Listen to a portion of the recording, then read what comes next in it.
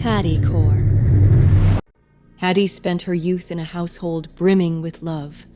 Her mother, Professor Basant Kaur, moved across the world to teach agricultural science at a university in Trois-Rivières, Quebec. Her father, Rajan Singh, found remarkable success with a catering business in the small Quebecois town. Her house constantly swirled with the wonderful aromas of cumin, chilies, masala, cardamom, and fresh steaming naan pulled from a tandoor oven. Her earliest memories were filled with stories of India, and on her 10th birthday, her parents promised to visit Punjab just after the new year. During the holiday season, her parents went to a party with their closest friends, Maurice and François Roy. When Haddie called her parents to say she felt sick, they left in a hurry. Driving through the winding, snow-swept roads of rural Quebec, Rajan lost control of the car, skidding into an icy, gnarled forest. It would be 2 days before their bodies were found trapped in the vehicle. As Haddie's fever broke, the police arrived at her doorstep telling her that they had not suffered, but Haddie was old enough to know the police were just being kind. The next morning, she woke up with white hair and a question that would haunt her for the rest of her life. The Roy took Haddie in, doing their best to fill the hole left by her parents.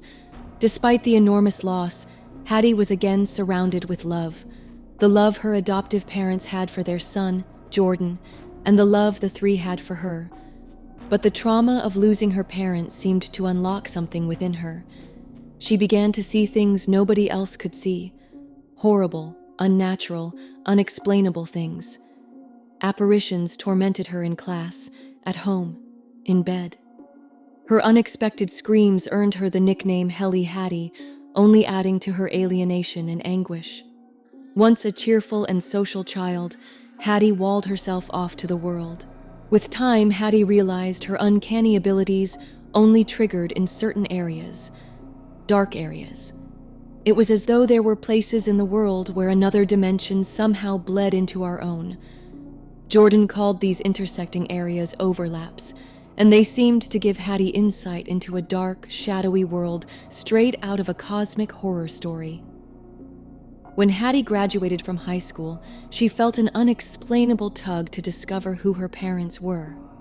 To raise money for a trip to India, her brother Jordan suggested that they use her abilities to explore and document all the haunted places in Quebec, starting with a haunted asylum.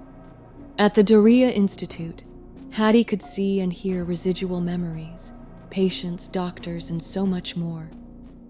While recording her impressions at the Institute, she offhandedly called the encroaching dimension the ravage, since it not only assaulted her with memories from all times and places, but also gave the sense of feeding off psychic energy. The ravage, she sensed, was a living mosaic of human suffering that was slowly corrupting and devouring the world.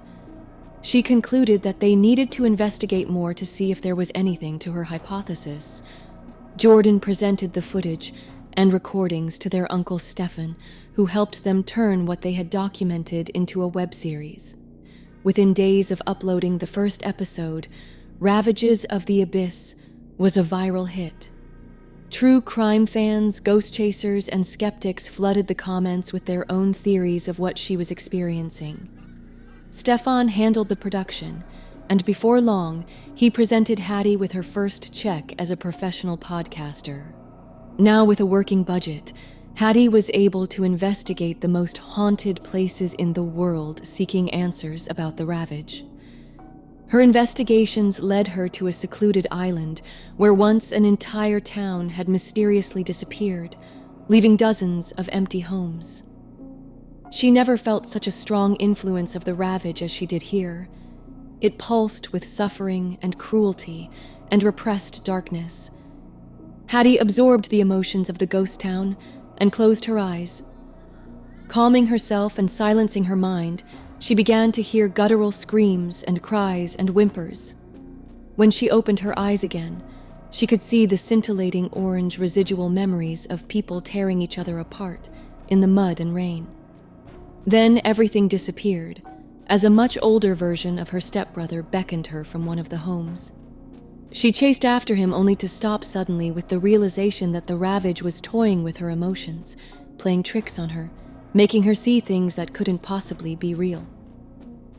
The encounter nearly put Haddie off the project entirely, but she was now the linchpin for a company that fed her family. Her uncle Stefan continued to line up sites to visit, and after a personal trip backpacking across India, Haddie carried on subjecting herself to the horrors of the ravage.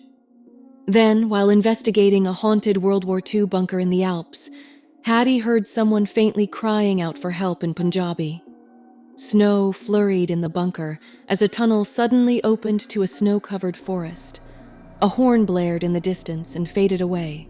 She saw the glow of red lights through a wall of snow and felt her heart skip a beat as she rushed to a crumpled blue car pinned between two massive pine trees. Through the shattered windshield, she saw the bodies of her parents stuck in pools of frozen blood. Haddie narrowed her gaze and saw tiny plumes of vapor floating from their trembling blue lips.